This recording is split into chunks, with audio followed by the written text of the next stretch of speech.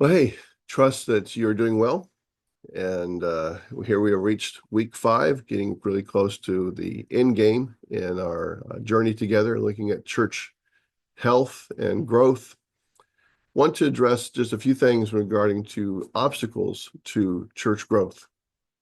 One of the main obstacles you're going to find is prayerlessness. As I mentioned before in the introduction, Acts 1:4 really sets the stage for all of church growth. It's wait. Wait and look for the leadership of the Holy Spirit. A growing church will have prayer that just over everything and an emphasis on it.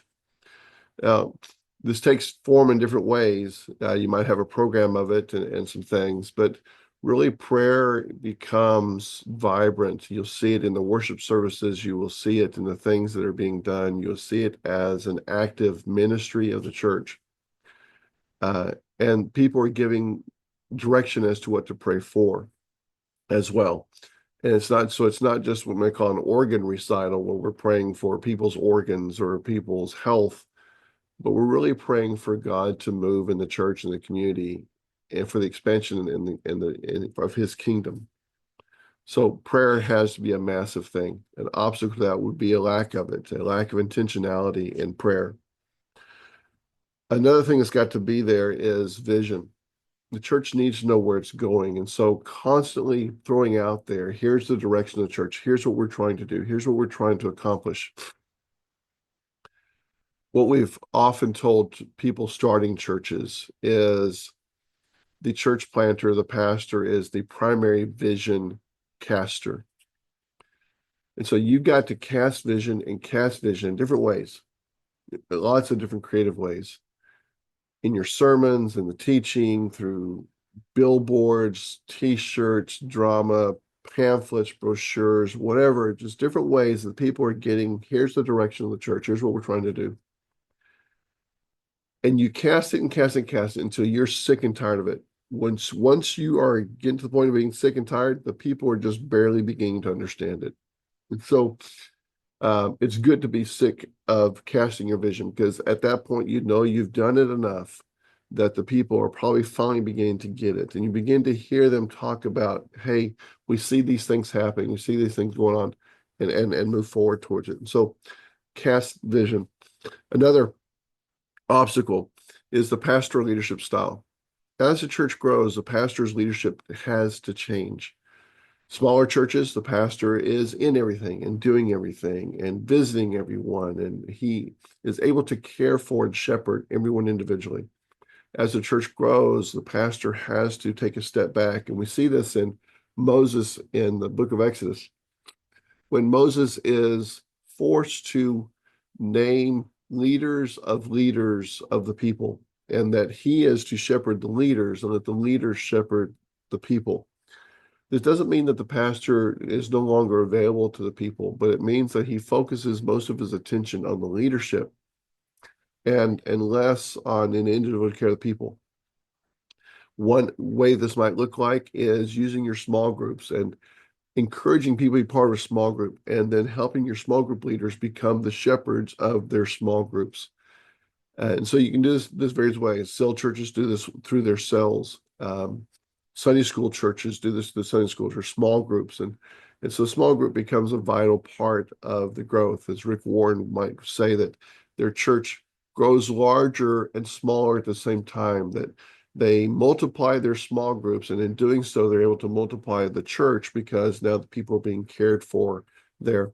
The pastoral leadership has got to change, and he has to be okay with not being at everything, not being in everything, not attending every committee meeting, but allowing the leaders to do their work and in the church moving forward, and he shepherding the leaders of the church. So the pastoral leadership style needs to change as the church grows, and the church needs to be educated to change with that, to be okay with that. In that, as you're then delegating the work to leaders, the leaders might get possessive. They might end up turf wars and saying, okay, this ministry's mine, and that kind of thing. And so the leadership needs to be willing to give away. And this goes with sharing of the vision, that we are to give things away and not be possessive about things in that sense. Another obstacle to church growth will be putting the wrong people in the right ministries. In other words, you have the right things going on, but you have the wrong people leading them because it's that they're not leading or they're not serving according to their giftedness, according to the passions of their heart. And so they may have great ability, but all of a sudden they begin to get burned out, or they begin to just really not be enthusiastic about what they're doing because they're leading a ministry that's really not their heart ministry. There's not their passion. And so you have all the wrong people in all the right ministries, or all the right people in all the wrong ministries. That's not right for them. The church consistently evaluates, why are we doing what we're doing? Do we need to kill some things? Do we need to celebrate and stop doing some things? Celebrate that it went well, but now stop it and do something else. Because every new thing that you bring on, you probably need to be stopping something else. Or as the God allows growth, he's also adding people with more gifts so that you can exercise their gifts and do more things. But if you don't see any growth, you can't keep adding stuff on because you don't have enough people to do that. And so that's an obstacle to growth, is the wrong people in the right ministries as you move forward. So these are some things to think about as you are looking at the strategy of growth in your church. There's many more things that come about as churches grow and move, and contextually, are we being contextual in our ministry? And we'll see some of that in the different types of approaches that have been used and are being used to carry out the work and ministry of the church. And that's the next thing that we will look at together. Continue to do great in your work and seeing good things coming in. So thanks for all that.